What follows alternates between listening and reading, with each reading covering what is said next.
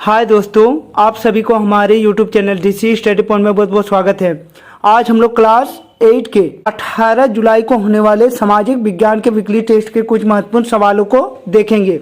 आज के हमारे इस वीडियो में जितने भी क्वेश्चन हैं आप लोगों के होने वाले एग्जाम के दृष्टिकोण से बहुत ही महत्वपूर्ण होने वाला है।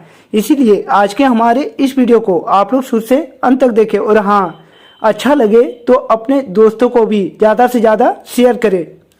तो चलिए दोस्तों, अब देर न करके एक एक करके उन सभी क्वेश्चनों को देखते हैं। आज का हमारा पहला क्वेश्चन कह रहा है कि ईस्ट इंडिया कंपनी की स्थापना कब की गई थी। पहला ऑप्शन है 31 दिसंबर 1600, दूसरा ऑप्शन है 31 दिसंबर 1700, तीसरा ऑप्शन है 13 दिसंबर 1600 या चौथा ऑप्शन है 13 दिसंबर 1608। तो ईस्ट इंडिया कंपनी की स्थापना 31 दिसंबर 1600 ईस्वी को की गई थी, इसलिए इसका सही जवाब है ऑप्शन नंबर ए। हमारा अगला क्वेश्चन कह रहा है कि ईस्ट इंडिया कंपनी कहाँ की व्यापारिक कंपनी थी। पहला ऑप्शन है इंग्लैंड, दूसरा रूस, तीसरा अमेरिका या चौथा जापान।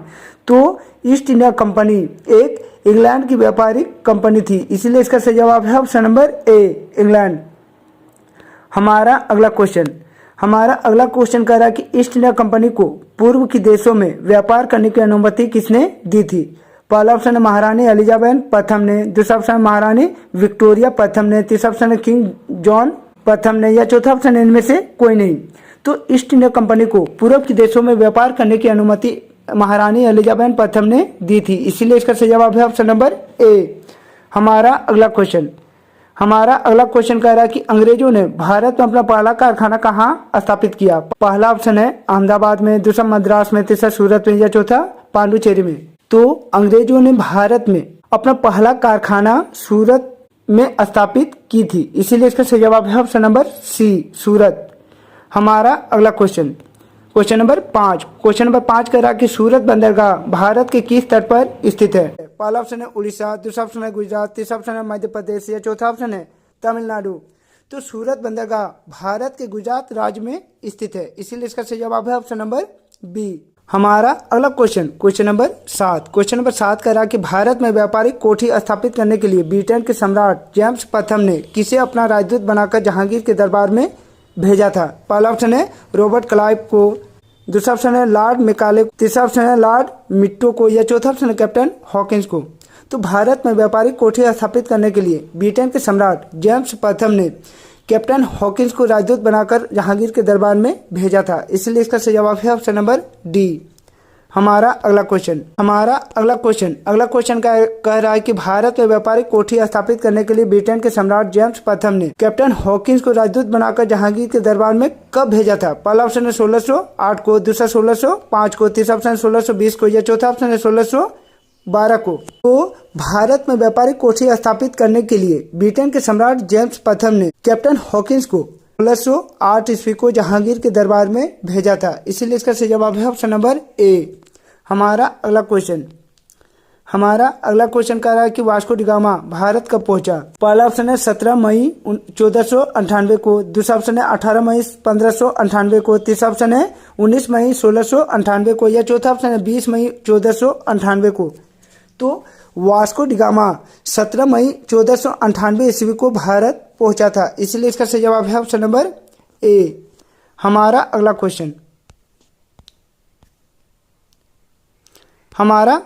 क्वेश्चन कह रहा है कि वास्को डी गामा किस देश के निवासी था। पहला ऑप्शन है पुर्तगाल, दूसरा जर्मनी, तीसरा फ्रांस, चौथा ऑप्शन है इंग्लैंड। तो वास्को डी गामा पुर्तगाल के निवासी थे, इसीलिए इसका सही जवाब है ऑप्शन नंबर ए, पुर्तगाल।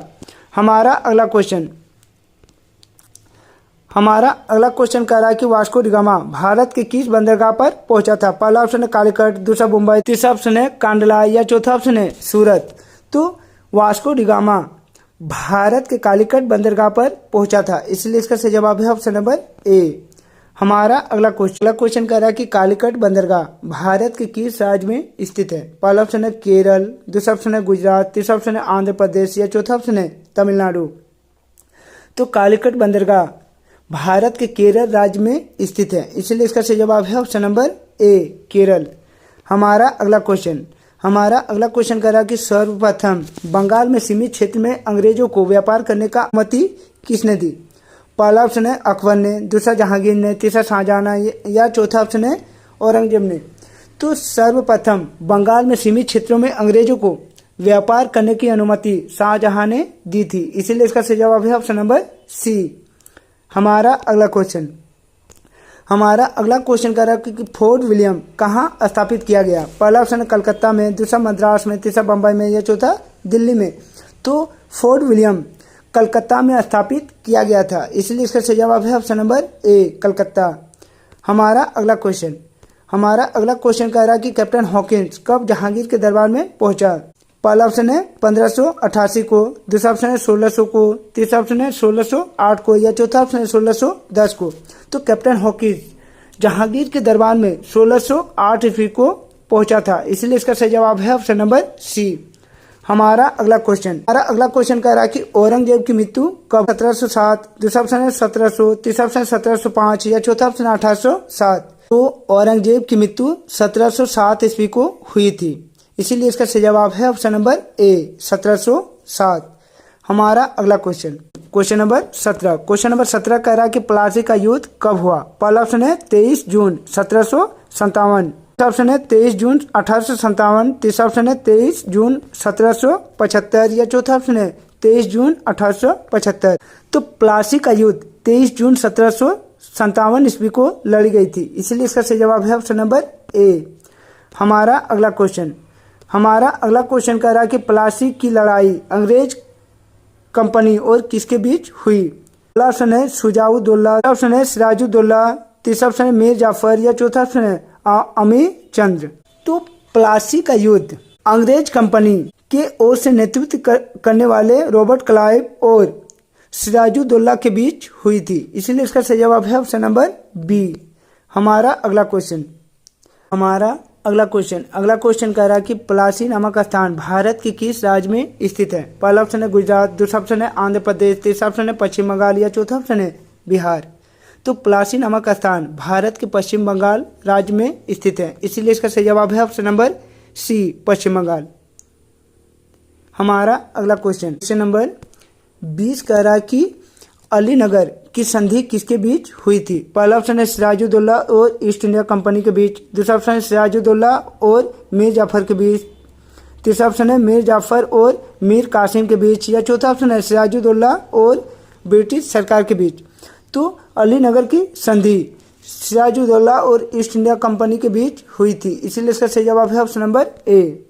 हमारा अगला क्वेश्चन कह रहा है कि बक्सर का युद्ध कब हुआ। पहला ऑप्शन है 22 अक्टूबर 1746, दूसरा ऑप्शन है 22 अक्टूबर 1764, तीसरा ऑप्शन है 22 अक्टूबर 1664 या चौथा ऑप्शन है 22 अक्टूबर 1846। तो बक्सर का युद्ध 22 अक्टूबर 1764 ईस्वी को लड़ी गई थी, इसीलिए इसका सही जवाब है ऑप्शन नंबर बी। हमारा अगला क्वेश्चन कह रहा है कि 22 अक्टूबर 1764 ईस्वी को बक्सर युद्ध में अंग्रेजी सेना का नेतृत्व किसने किया था। पहला ऑप्शन है रॉबर्ट क्लाइव ने, दूसरा ऑप्शन है लॉर्ड कॉर्नवालिस ने, तीसरा ऑप्शन है कैप्टन मुनरो ने या चौथा ऑप्शन है विलियम बेटिंग ने। तो 22 अक्टूबर 1764 ईस्वी को बक्सर युद्ध में अंग्रेजी सेना का नेतृत्व कैप्टन हॉकिंस के द्वारा की गई थी, इसलिए इसका सही जवाब है option number C captain Munro. हमारा